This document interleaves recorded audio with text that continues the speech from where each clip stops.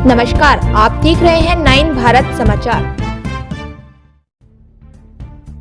खटीमा कोतवाली क्षेत्र के अंतर्गत बीती 6 मार्च को शादी में जा रही नाबालिग किशोरी को अगवा कर जबरन शराब पिलाए जाने और जंगल में ले जाकर सामूहिक दुष्कर्म करने के मामले में न्यायालय के आदेश पर मुकदमा दर्ज कर लिया गया। खटीमा कोतवाली क्षेत्र निवासी महिला ने शिकायत पत्र के माध्यम से बताया कि वह 6 मार्च की शाम अपनी नाबालिग बेटी के साथ एक शादी में जा रही थी।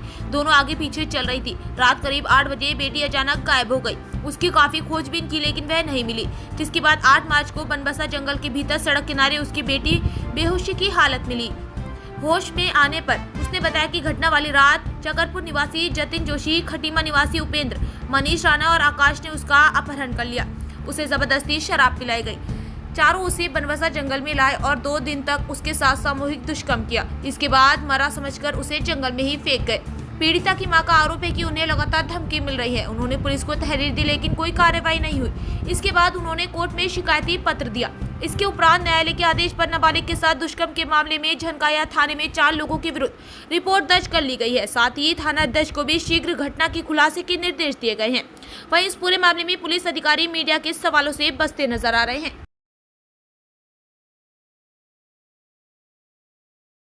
उसका गैंग रेप किया गया। वो जब हम विक्की सामंत की शादी में जा रहे थे तो आज आगे से अचानक वो गायब हो गई। तो मैंने 3 दिन तक ढूंढा। मैंने काफ़ी मदद मांगी।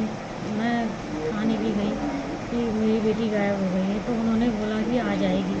तो तीसरे दिन मेरी बेटी आई तो उसने बताया कि जतिन जोशी मुझे ज़बरदस्ती लेके गया यहाँ से, और वहाँ जाके उसने अपने दोस्तों को बुलाया, मनीष राणा, उपेंद्र और आकाश। इन चारों ने मिलकर उसका बलात्कार किया और उसको दारू भी पिलाई और उसको नशा करवाया 3 दिन तक लगातार। और मैंने काफ़ी 1.5 महीने से मैं इधर उधर गई। मैं कोर्ट में गई। वहाँ से अब क्या आदेश आया है कि उनको क्या कार्रवाई की जाए, लेकिन कोई कार्रवाई नहीं हो रही है। प्रशासन से ये रिक्वेस्ट करती हूँ कि उन चारों को गिरफ्तार किया जाए और मुझे न्याय दिया जाए।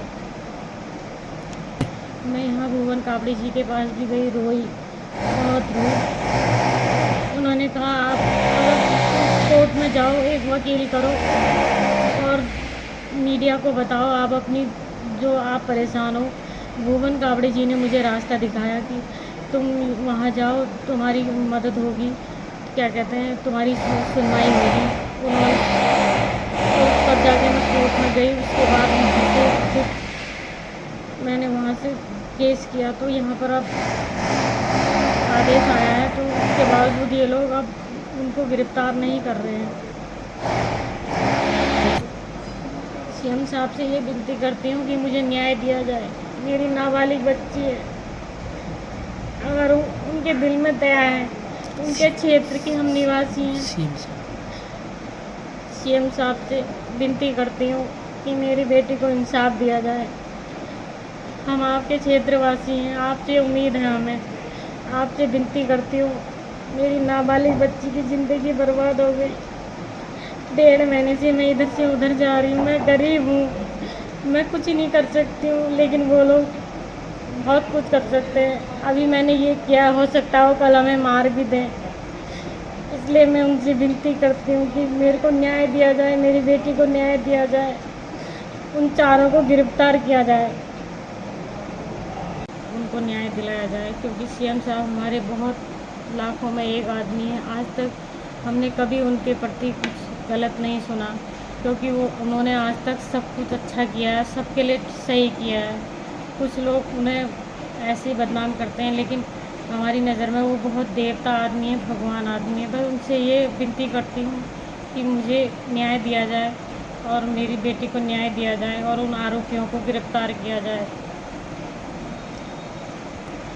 उन चारों के नाम है जतिन जोशी, उपेंद्र, मनीष राणा और आकाश। ये चारों खुलेआम घूम रहे हैं। इनको गिरफ्तार किया जाए। सीएम साहब से विनती है मेरी। आपकी बेटी जैसी हूँ मैं, मेरी बेटी भी नाबालिग है। हमने आपके बहुत आपका नाम सुना है, बहुत आज तक आपने सबको न्याय दिया है, हर किसी को न्याय दिलाया है। आज आप मुझे भी न्याय दिलाएंगे।